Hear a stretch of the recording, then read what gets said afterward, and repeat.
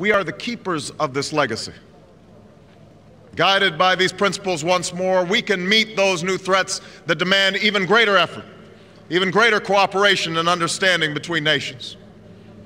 We will begin to responsibly leave Iraq to its people and forge a hard-earned peace in Afghanistan. With old friends and former foes, we will work tirelessly to lessen the nuclear threat and roll back the specter of a warming planet.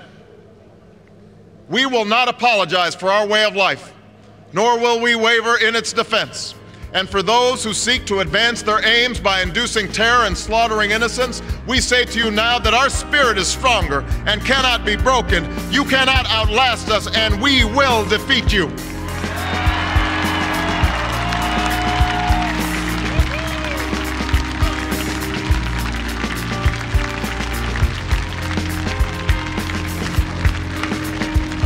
For we know that our patchwork heritage is a strength, not a weakness.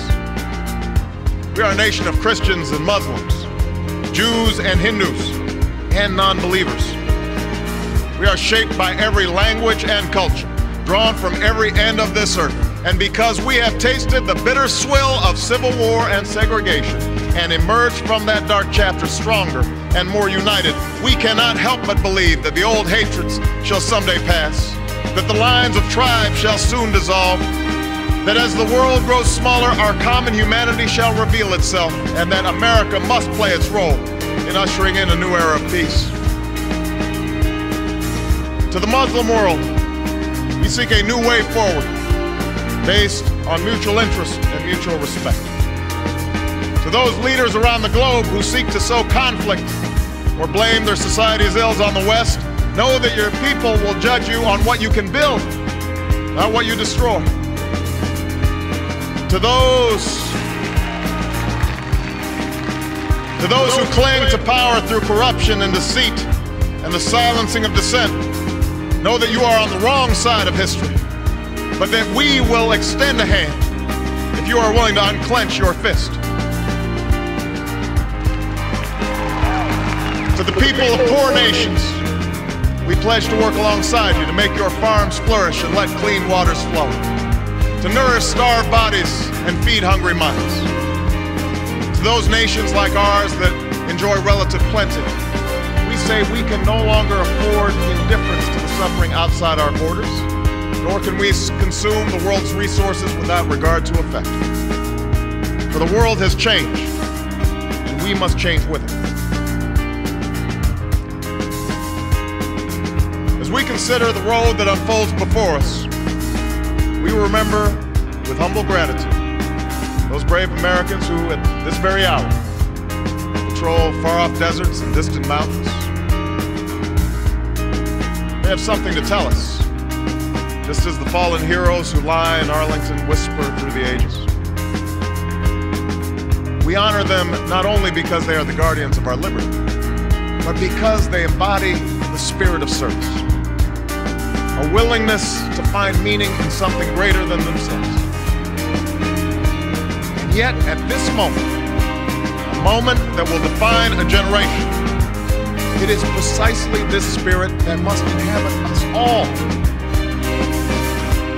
For as much as government can do and must do, it is ultimately the faith and determination of the American people upon which this nation relies. It is the kindness to take in a stranger when the levees break, the selflessness of workers who would rather cut their hours than see a friend lose their job, which sees us through our darkest hours. It is the firefighter's courage to storm a stairway filled with smoke, but also a parent's willingness to nurture a child that finally decides our fate.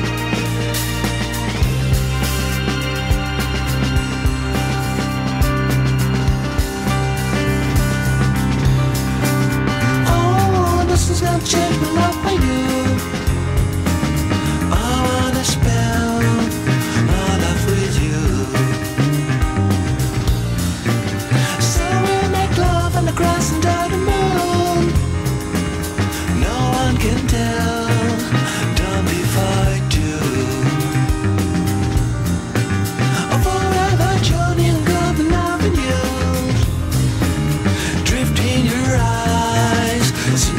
of you. I got beat in the fence around the room.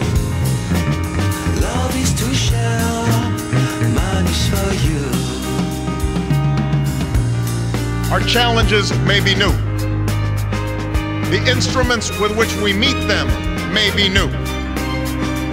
But those values upon which our success depends, honesty and hard work, courage and fair play, tolerance and curiosity, loyalty and patriotism, these things are old. These things are true. They have been the quiet force of progress throughout our history. What is demanded then is a return to these truths. What is required of us now is a new era of responsibility, a recognition on the part of every American that we have duties to ourselves, our nation, and the world. Duties that we do not grudgingly accept, but rather seize gladly, firm in the knowledge that there is nothing so satisfying to the spirit, so defining of our character, and giving our all to a difficult task. This is the price and the promise of citizenship. This is the source of our confidence, the knowledge that God calls on us to shape an uncertain destiny. This is the meaning of our liberty and our creed, why men and women and children of every race and every faith can join in celebration across this magnificent mall. Why a man whose father less than 60 years ago might not have been served at a local restaurant can now stand before you and take a most sacred oath. Let it be told to the future world that in the depth of winter, when nothing but hope and virtue could survive, that the city and the country, alarmed at one common danger, came forth to meet it. America, in the face of our common dangers, in this winter of our hardship, let us remember these timeless words. With hope and virtue, let us brave once more the icy currents and endure what storms may come. Let it be said by our children's children that when we were tested, we refused to let this journey end, that we did not turn back nor did we falter.